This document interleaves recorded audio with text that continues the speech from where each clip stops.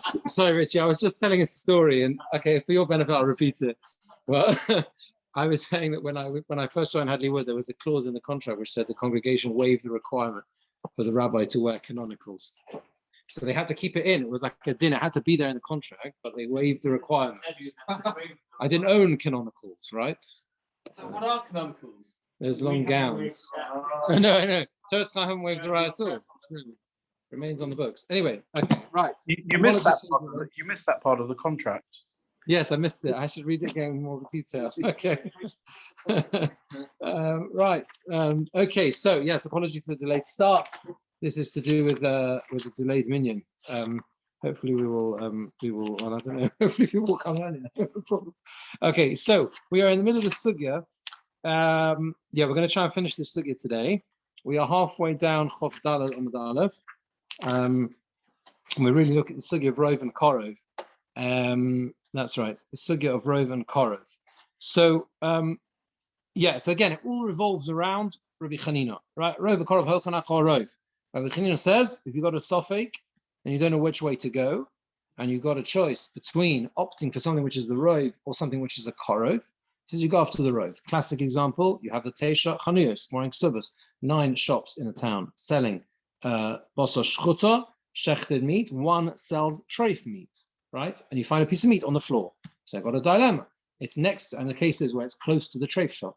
So if you go after the Rov, the majority of shops are selling kosher. If you go after Korov, where it's close to the treif shops, it's most likely to be treif. Yeah, Rabbi says you go after the Rov, you go after the majority, right? Now we added to this last time by saying that there is a Manda Omar, there is an opinion there in Ksubas that you need to have 2 Rovs, Trey Ruby, double Rov. How do you get a double Rov? You get a double Rov if the doors to the city are open and the majority of tradespeople around the city also sell kosher meat. So you've got a double Rov in favor of kosher meat. The first one, the majority of people in the shop, in the city selling kosher meat, and the Rov of people who are kind of come into the orbit. I don't exactly know how you define that type of thing. Rashi says, Rov tabachim sivos hamadino Yisrael. Majority of butchers around this place are Jewish, are kosher butchers, right? So that's called a double Rov. Now we said that we can bring a proof from the story of the Isha. We dealt with the last time. We spent most of the share on the case of on the scenario of a woman when you have the shiloh of whether the dam is dam nida or not. That was the case we were dealing with. And you got a possibility of going after the Rov or Korov. If you go after the majority, the Rov, the majority of dam, which are found in the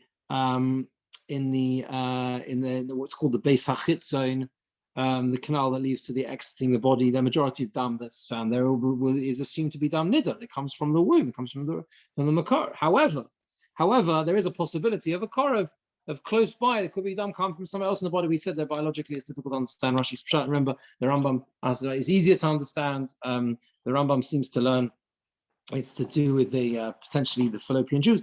Either way, it's some sort of makkah, it's some sort of wound that wouldn't be matame. Yes, and nevertheless, it's clear 100% that we treat this as dam nida to the extent that we said you would if she went into the Beis Hamikdash, she'd bring a korban. It's vada. There's no sofek, right? It's definitely considered to be dam nida. Now, and we said maybe that might be because it's what's called rov umotsu. It's the majority of dam. It's also motsu. It's also common. It's also it's highly unlikely that it comes from anywhere else, right? That's a factor that plays in to this as well. But the point is, this is what we finished with last time, is there's clearly only one rov there, right? Rov dam in Minamakar. The majority of dam comes from the normal place you'd expect dam to come from, right? It doesn't come from somewhere else, right? That's unusual, unlikely. And therefore you see that you don't need a double rov, right? You don't need a double rov, a simple rov and korov, you go after the majority, okay? Now the Gemara is going to bring several other examples where we would basically go, we have this klal of Rabbi Chanina plays out. Itzmai was told, you have a barrel that is floating in a river. The barrel is floating in a river. Omar Rava, so Rava says Rav says, Rav says, Nimseis Keneged Ir Sheruba Yisrael Mutter.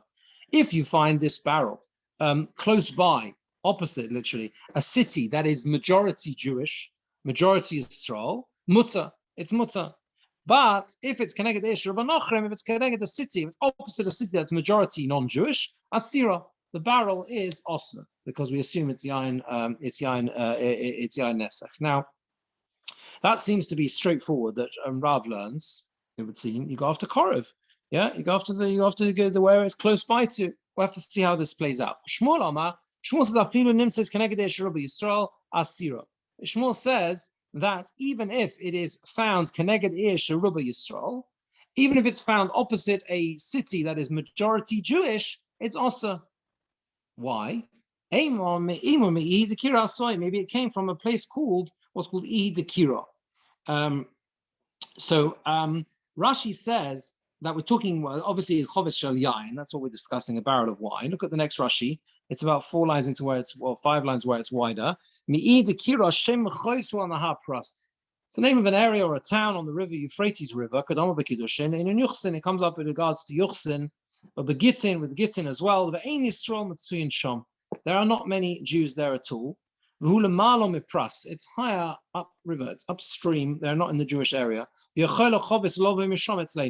is a possibility of a barrel flowing all the way downstream, right, from that location. That is not a Jewish site at all.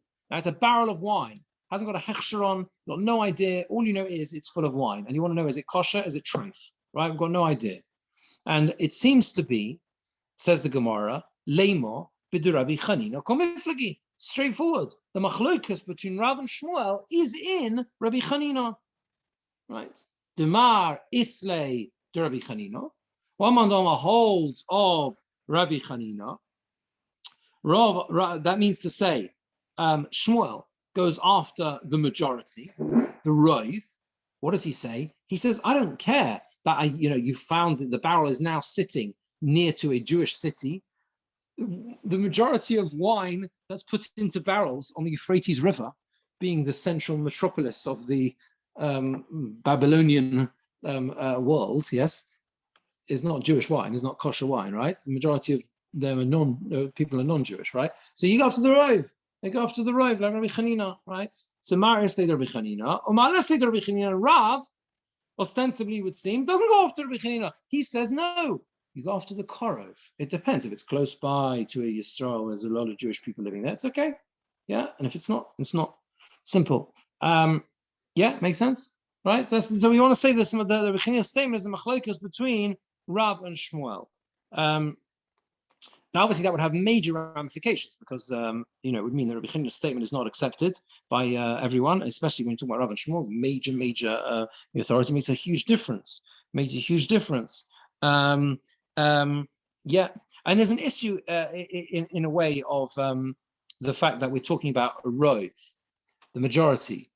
In other words, it complicates things a little bit if you think about it. It's a bit confusing. What does Shmuel say? Shmuel says, "Afilu nimseis keneged ir sheruba Yisrael." Even if it's found opposite a city that is the majority Jewish, it's still a problem. Why? Because of what? And therefore, what's going on upstream? Upstream is majority non-Jewish, right? Right. No. Yeah. Well, yeah. Whatever. Anything. Yeah. And that's it. Yeah. No, that's right. That's correct. I mean, that's the central problem with wine, right? I mean, okay, either it's Yain Yen, the Yain, whether it's Yain Nesach, or you're worried that they've actually been menasich it, whether it's Avodah Zarah, whether it's Stamin, or whatever it is, it's can't drink here, right? That's the point. It's treif, right? Now, the confusion is that it's not. It looks a bit like a Rov against a Rov, right? Because he says, even if you find it connected to Sheruba Yisrael, majority Jewish, there's another Rov here, which is the Rov upstream, or the Rov being generally non-Jewish. So Tosfos simplifies things for us. Yes, Tosfos does that sometimes, simplifies. We need to understand it there. And Tosfos says, this is the about 5 from the end, the little one line. The lav dafka it's emo, the basra emo. The lav dafka nimseis keneged Sheruba Yisrael osa shmo. It's lav dafka that it's opposite a city that is majority Jewish, right? It could be 100% Israel. It could be there is no non-Jew for 3 miles. It doesn't matter. The Rove non-Jews generally upstream, right, are not Jewish, and therefore the barrel is assumed to be non-kosher wine. So you just don't get sidetracked by that Ruba Yisrael here with Shmuel.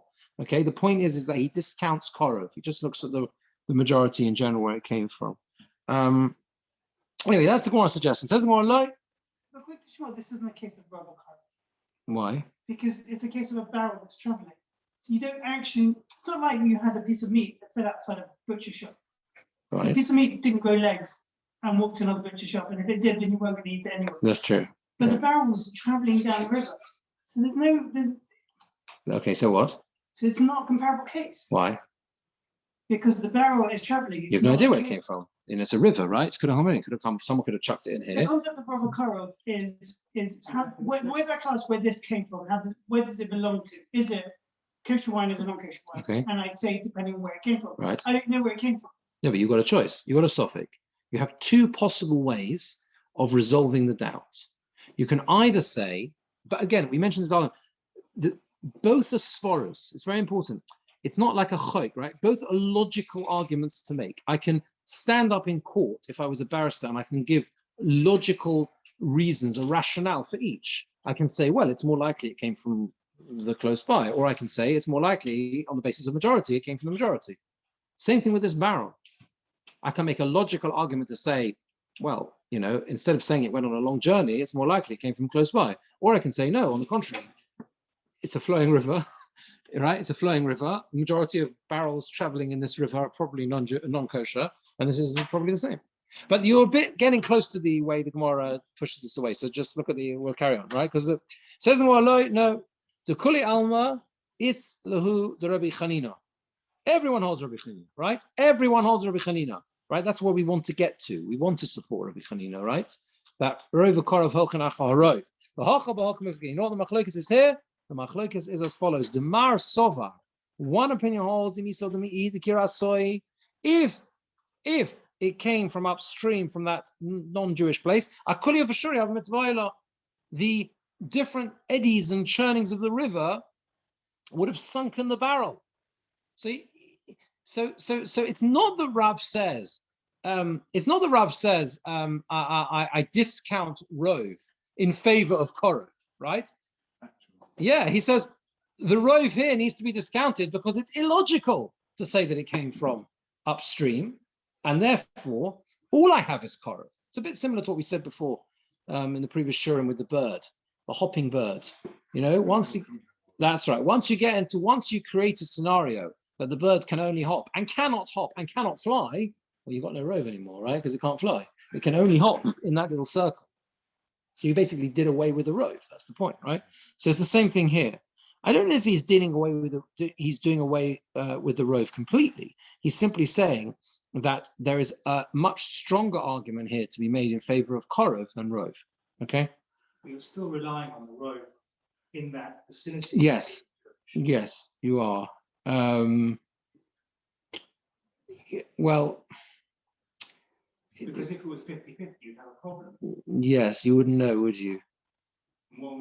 Yes, you're right. Yes, you're right. And that's because, and that's a very important point, Yossi, thank you. No, because that's because the debate here is not whether we hold of Rov, right? Whether the principle of Rov exists. You know, do we go after the majority or not? Of course we do. Everyone goes after the majority. It's left from a posuk, right? Achei Rabim Lahatos. It's a posuk in Shema.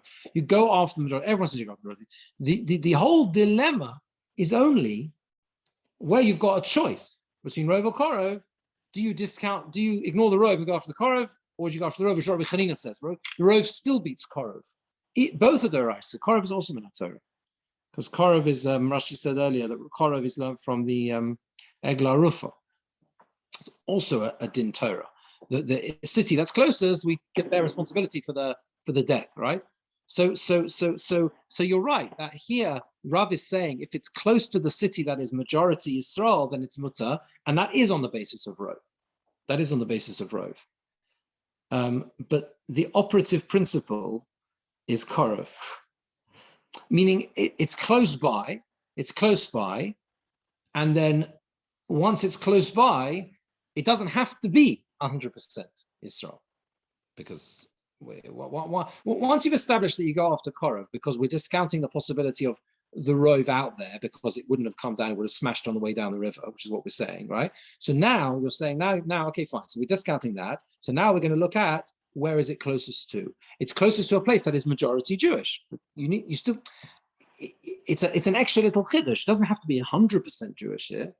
So what would you say then in the case of the 9 shops, 9 kosher shops and 1 treif butcher shop? Yeah. You found it outside the treif one. Yeah. Rove or korov? So Rabbi Chanina would say rove. But here you're saying it's a korov. Yes, and that's because they're all together in the town. We have no idea how it got here, and it could easily have come from any of those kosher shops. And the fact that it's closest to the treif shop doesn't mean, yeah, there's a possibility, whatever. Here we've got a much stronger argument to say that it's very unlikely it came from upstream. That's the point. Yeah, that's the point. But it's a very important point, that the basic idea that it's not that we don't like, we still hold of rove. Of course we hold of rove. It's just that the question is which one takes precedence here. So that's the first opinion. The other is that if it came from upstream, we would have said it would have been sunken by these eddies and things in the river. But Marsav says, the other one says the swiftness of the river took hold of it and brought it down. On the contrary, no, the logic is that we go after the rove, and it came from upstream. How did it get here? It's a long way. The answer is because there's a fast flowing river, and that will carry it along, and it won't sink it along the way. So therefore, and that's the end of that little piece. So basically, what we're saying is we thought it could be considered Chanina as a machlokas Rav and Shmuel, saying no, everyone agrees to Chanina. The whole machlokas here is only because do we discount the rove because it's illogical to say it came from the rove upstream, or do we say no, it's basically straightforward rove and korov, and you go after the rove, right? Let's see Rashi. We did the first 2 Rashis. Rav lesled Rabbi Chanina. V'azal basar kurva. Rav doesn't hold Rabbi Chanina. He goes after the korov, close by. Shmuel azal basar ruba. Shmuel goes after the majority to isled Rabbi Chanina because he holds of Rabbi Chanina. That's what we said. That was the Havaman. The Gemara answered, there's many places from there to here. Rashi has a very dramatic description here. The water, it swivels around and swirls around like a wheel in one place, because of the rock formations in the river. There are rocks that come out into the river. The water covers over them. They create whirlpools, and the ships go around and they sink there as well. So he's describing a very fast-flowing river. Yes. But for Shuri, what are for Shuri? Snowmelt. Havshara shlogim. So snowmelt, hanekovim eitzelanar, which gathers next to the river. They're fixed in that place. If the barrel arrives there, what happens is Talmud, it will stay still. And the river will not carry it down. So he's got 2 reasons to say, Rav say that it's not carried down. Number 1, the river traps it, the current of the river, and actually would smash the barrel. And number 2, there are sort of snow melt and all sorts of things that actually catches the barrel and prevents it progressing downstream. The other one says no.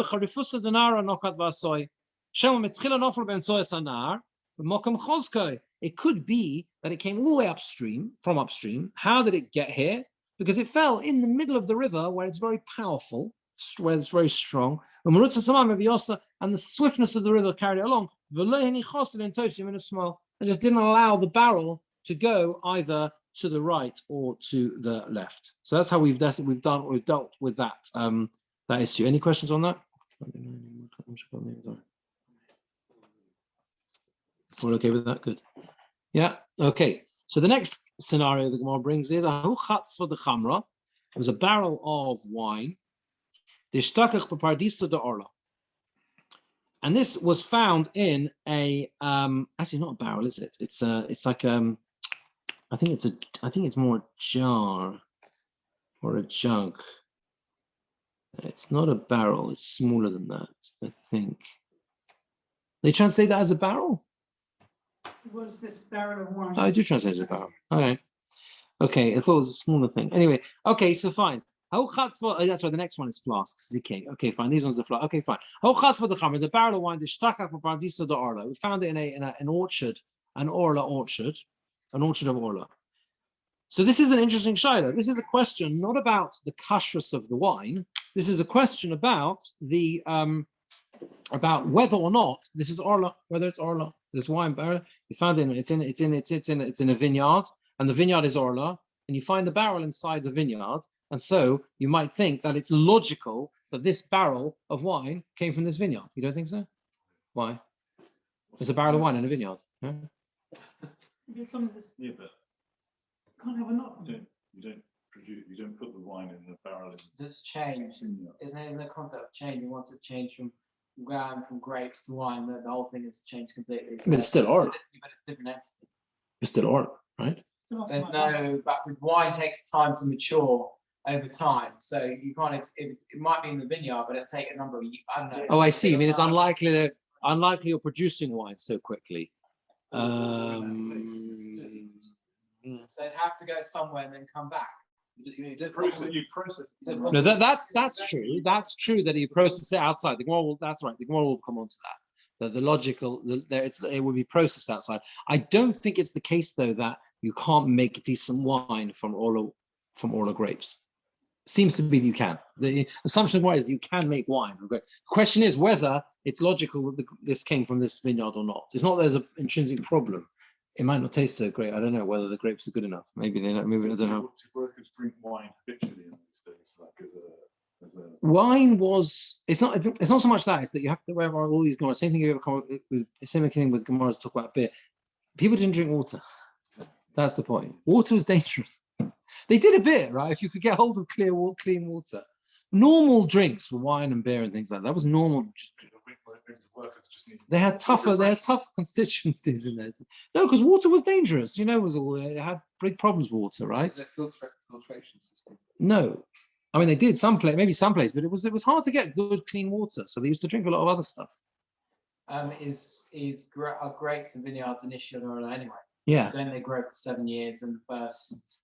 Kerem Ravoy, the 4th year, you've got to take it to the. Yeah, I'm somebody saying tried that. mine is normally only lasts that 7 years. Is that true? Is that true? I don't Something know. like that. Could be. Could be wrong. Don't know. Could be. All right. I don't know. Have to ask the Is it Vinter? Okay. Something like that. All right. Sommelier. What? Sommelier, the one who makes the wine. Yeah. Okay. Anyway, so Sharia Ravina. Surprisingly, Ravina said it's mutter. Ravina permitted the wine.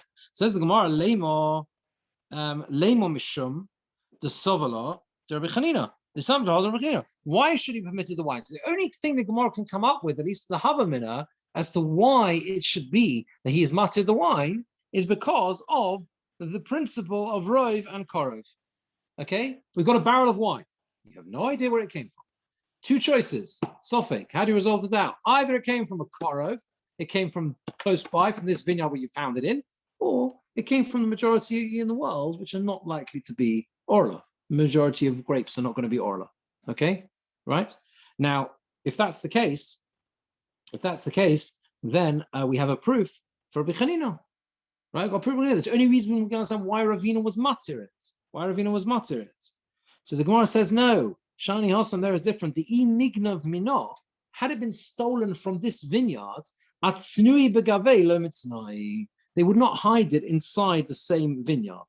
Ganovim don't do that because if you would steal grapes from this vineyard, press it and make it into a barrel of wine, it's not a good place to keep it because the guy who turns up the next day to press the grapes is going to see the barrel of wine and he's going to realize that someone has been here beforehand and he's obviously started the job and is trying to put a fast one on him and run away with the grapes.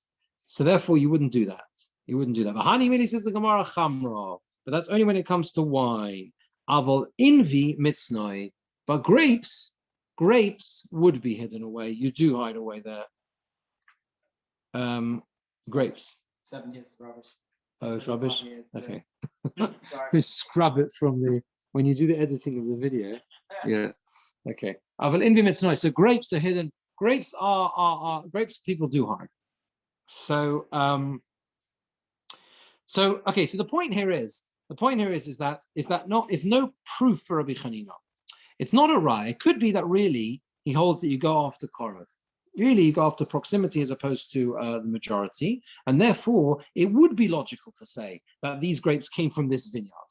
But similar to what we said before, it's just the reverse now. Here, there is another logical argument defeating the argument in favor of korov, which is it wouldn't be put in this vineyard if it was stolen from this vineyard, and therefore all that's left is the rove. So again, it's the same thing. That's like all we do. Yeah, if you knock out one side or the other, then you don't have a Rabbi Chanina case. You do not have a conflict. It must be the rove. Again, it's all based on the same thing. Which actually, Yossi, your point was so important before. It's all based on the same thing. Everyone holds of korov and everyone holds of rove. Both principles are true. Both are correct. Both are min haTorah. They are both good and logical svaras for resolving a case of sofek. Right? Independently. The whole debate of this sugya is when they are in conflict, which one do you go with? So if I can knock out either one, you with me, then I'm left with the other. I don't have everyone's happy because I've only got one svara. That makes sense? In terms of the stealing, go over that. I get that. So the stealing argument was that if a person had taken these grapes, stolen these grapes from this vineyard, they would not have kept them inside this field because a ganav wouldn't do that. He'd be caught out. He'd say so, and therefore that's why it's not logical to say they came from this vineyard, and that's why we assume it came from the rove elsewhere of grapes, which are not orla, which are assumed not to be orla. There should be another problem we should be asking, which is obvious.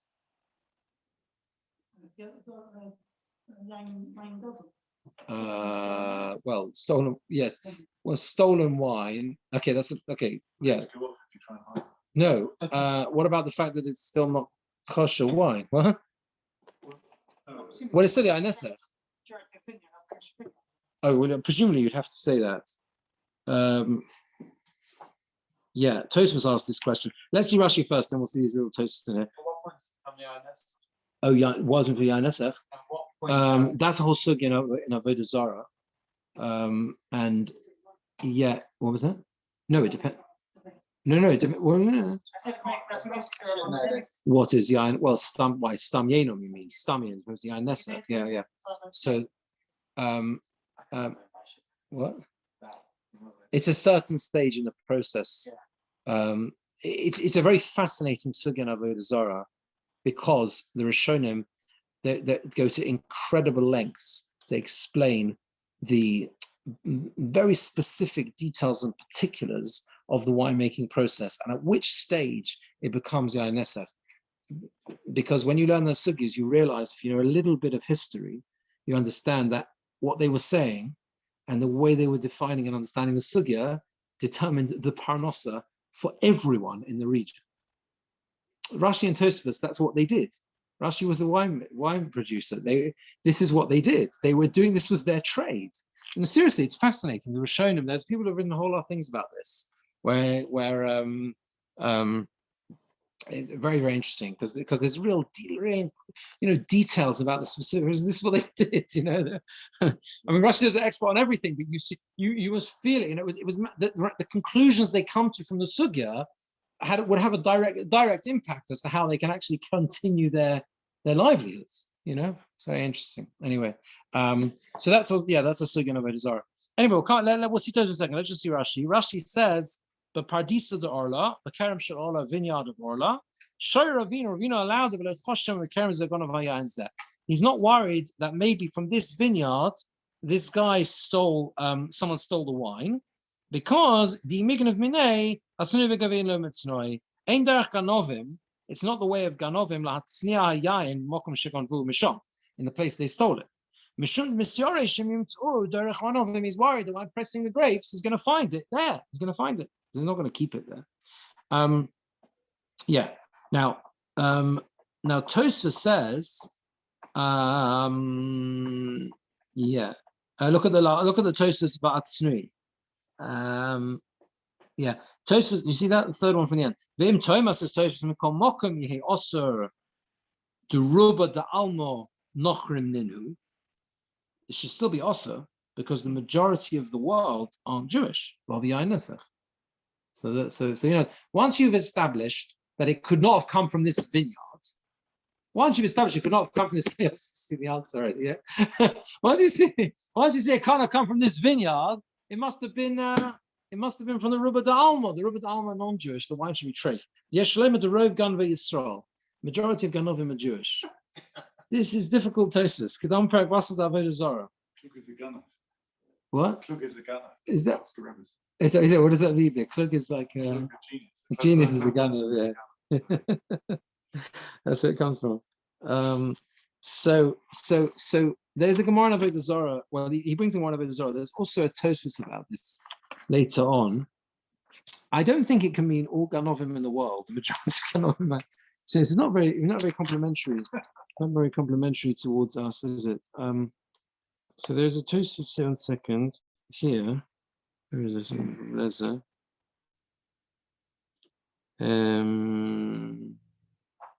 No, that's not it. Maybe he means just in that area. Yeah. You have to say that. Yeah, otherwise it's very difficult. It's very difficult to understand it otherwise. What? Rov Yisrael Ganovim. No, it doesn't say Rov Yisrael Ganovim. There's a big difference. But yet they're worried about countries, so they're worried. Yes. This is always the case, right?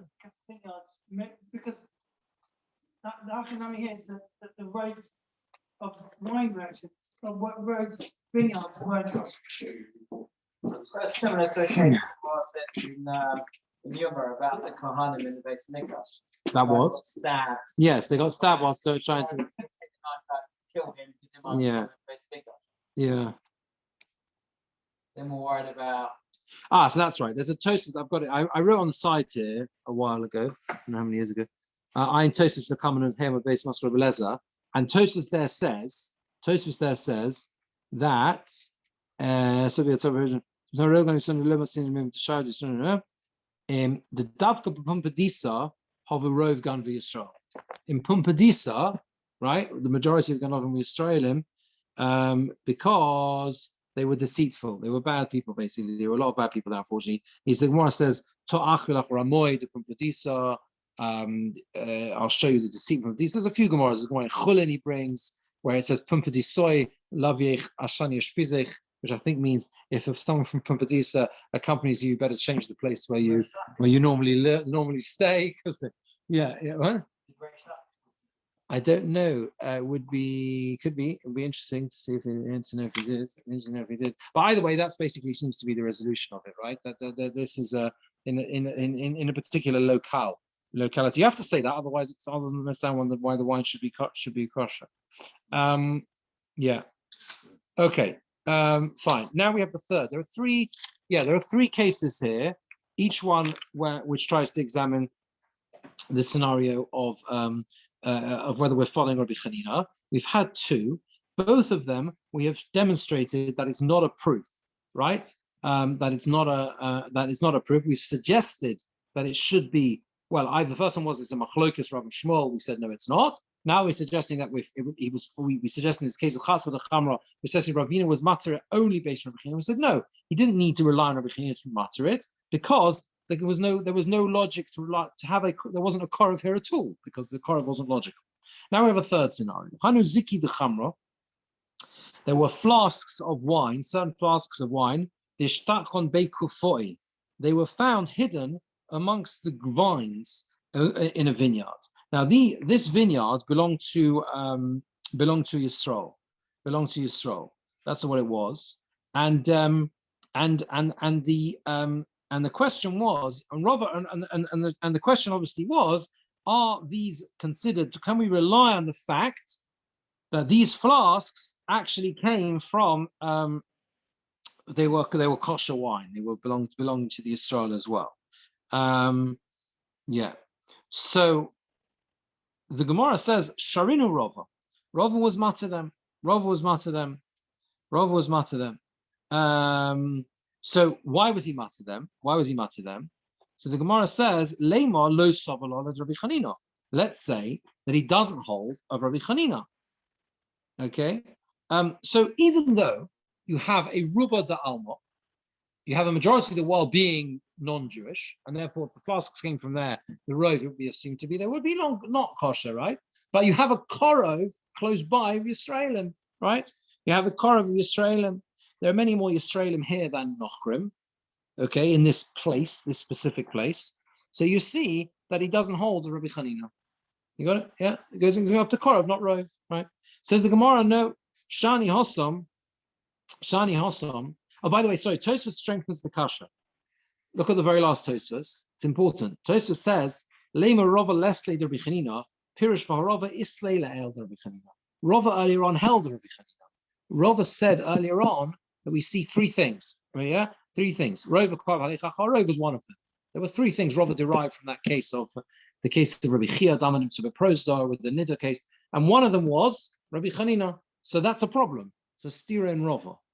It's a stira in Rava. So that makes the kasha a bigger question. So the most let's see the Rashi's on this. Zike is nodos, flasks of wine. Beikufoi. They're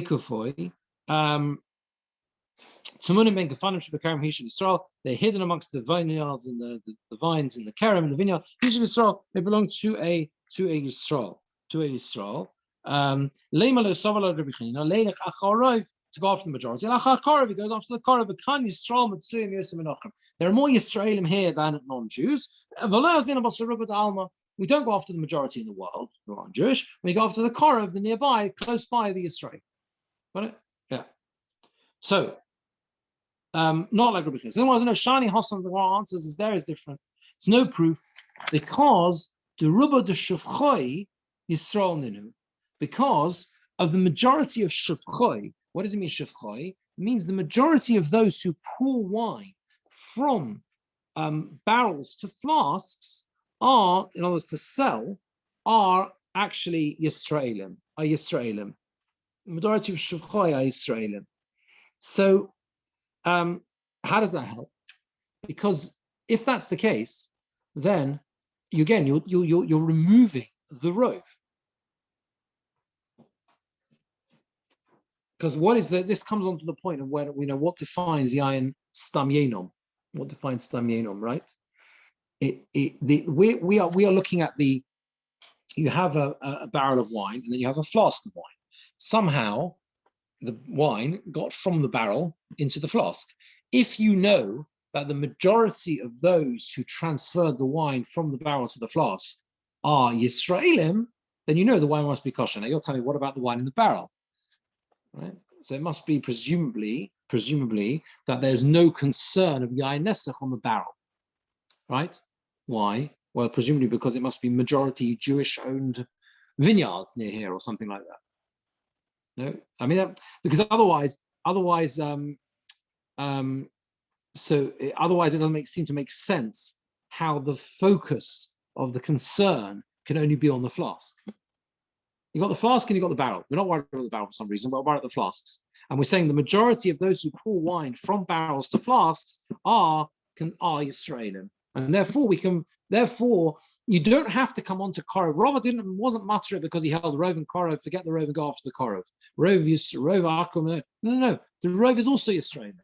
The majority of those who pour into the flasks are also Yisraelim. And therefore that's what he was relying on. That's defining as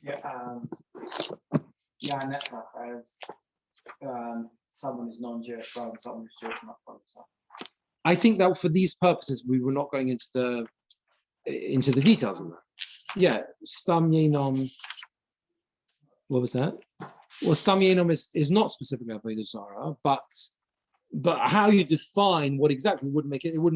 It's kind of immaterial in the sense that the question over, for example, a mumma, which is what you're referring to, right? Is a separate question. They'd be treated in the same way. You know, it's not going to affect the shaila itself. Let me just see if I should think about something on this here.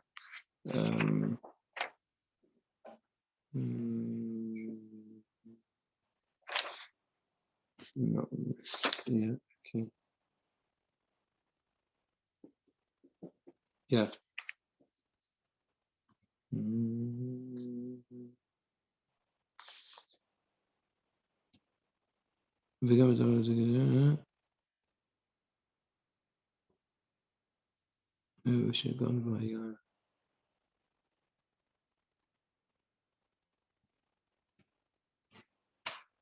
Okay, all right. Okay, so anyway, the Gemora qualifies this though. The Gemora, let's carry on. The Gemora says, "Bahani mili baravuvi." This is only with large, large jars or large flasks, because if it's small, avol zutri, if they're small little flasks or jugs, then there's another factor which comes into play here, which affects it, and that is that if they're little flasks, it's quite possible that they fell from someone who was just traveling through. And therefore, you're not going to be able to rely on the fact that the majority of people who pour from barrels to flasks are Yisraelim, because you've got another factor that's thrown in, and that is from the Ovrei Derachim.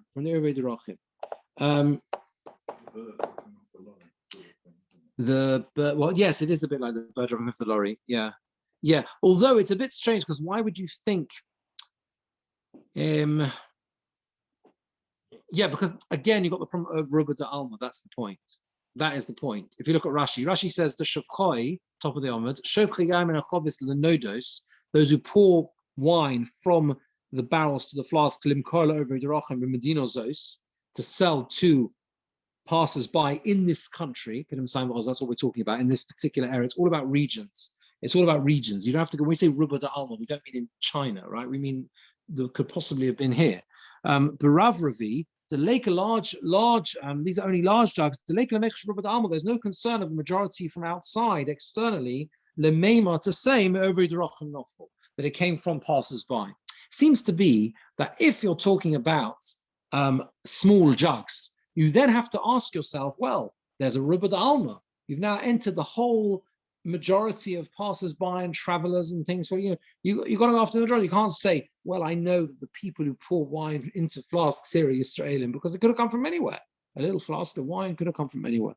But if it's large ones, then you can say that it came from here, that it came from here, and it was Israel. Says the Gemara, but if there are large flasks together with the small ones,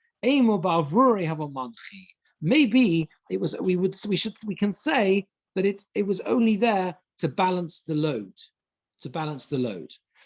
In other words, if you have large flasks together with small flasks, that again redresses the balance. They're there to balance it, but it's there to in favor of saying that in fact it did not come from passers-by. Rashi explains this. Even the little ones are mutter.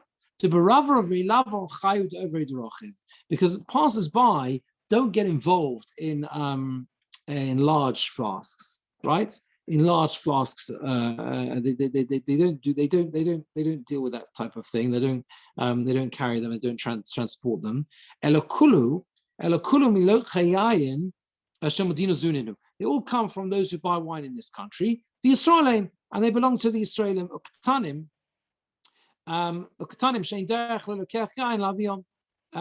And they are they're Katanim. No, the Bach changes this. The Yisrael Heina Katanim.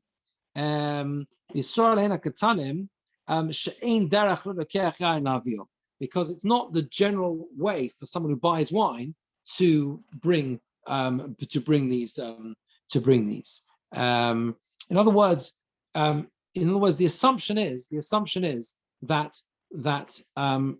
we assume that since the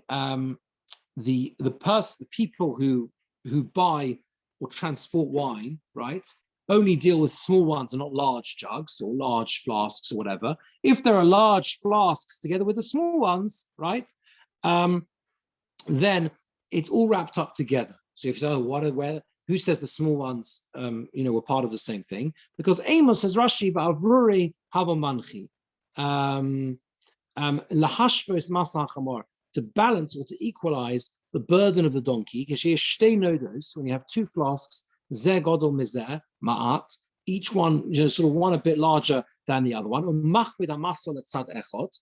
And it sort of increases the burden to one side. So what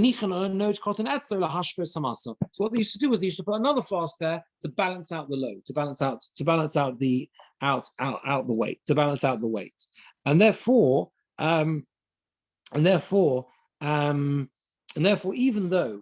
even though there is a concern, there is a concern that maybe, the concern is like this. If they were small jugs, little flasks, then we could say maybe they came from people who passed by, and therefore the whole thing will be awesome, because the majority of the world is not Jewish, right? It's not Jewish. However, if you have a combination of small and large ones together, then even the small ones become allowed, because we say that the only reason the small ones are here really is just to weigh and balance out the burden. Okay, is balance out the load, and therefore it is effectively your focus should be on the large ones and not the small ones. And large ones tell you must have come from here, not from people who are passing by. That's right.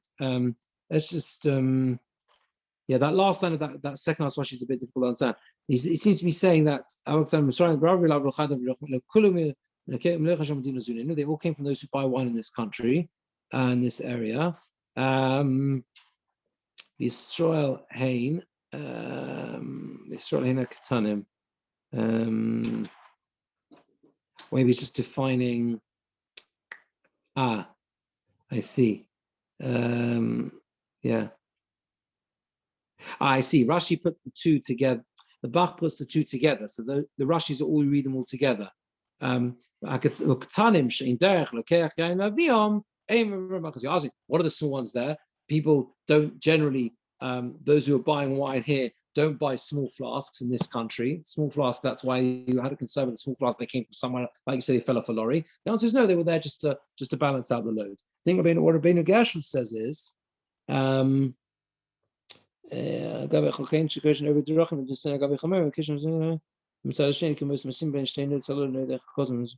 okay, so I think he says a similar thing.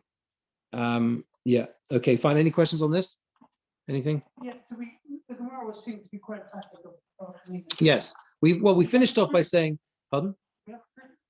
I mean, we haven't we didn't find a case that no, Rava holds a Rabbi Chanina. Rava clearly holds Rabbi Chanina. He says that you can prove Rova Korov Alecha Chorov. We asked, hold on a second, Rava said that the case of the Nida is different. In the case of Nida, it's Rov Umotsui. It's both the majority and it's found common. So Rava was choizer from that. Rava said there's no extra weight given to Motsui. That was the conclusion of the Gemora. There's no greater strength given to that. And therefore, we don't go after that. And we say, in fact, it's a simple case of Rov and Korov, and you go after the Rov.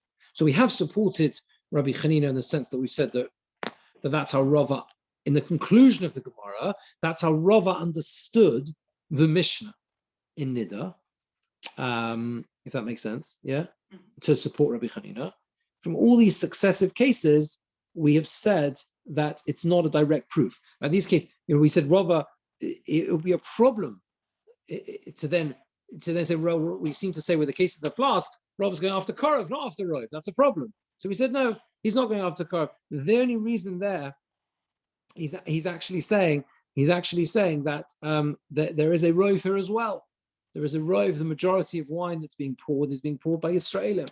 I mean, the halacha is like Rabbi Chanina. It's in if you just want to see this, we've got just we're out of time. Reish Samach Sivches.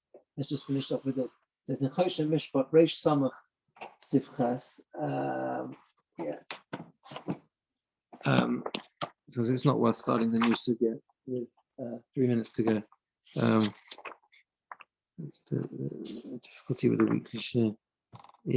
So the Shulchan Aruch says like this: Gozel, a fledgling, shemodada, they wandered away. Ve'enu yochel ifrach, and it's not able. I can't fly. Hanimtza kar b'shevach, the sircha mishmar mariyah shabal shevach. close to the dovecot within 50 amas, it belongs to the Baal Sheva. Outside 50 amas, it belongs to the person who finds it, right? This is the bird that hops, right?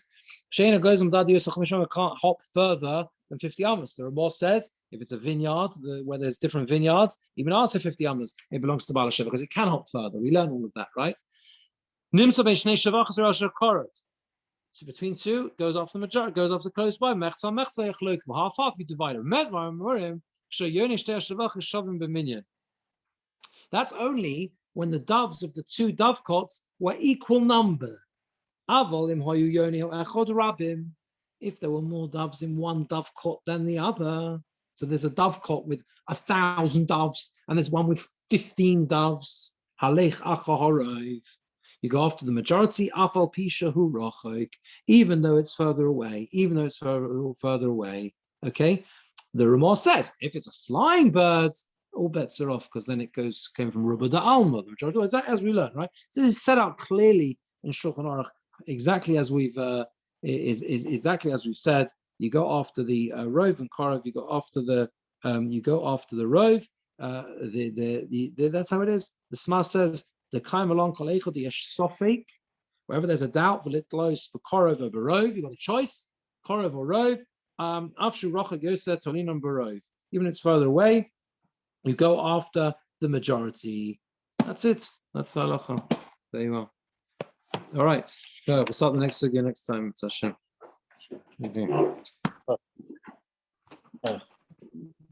Okay. Have a good evening.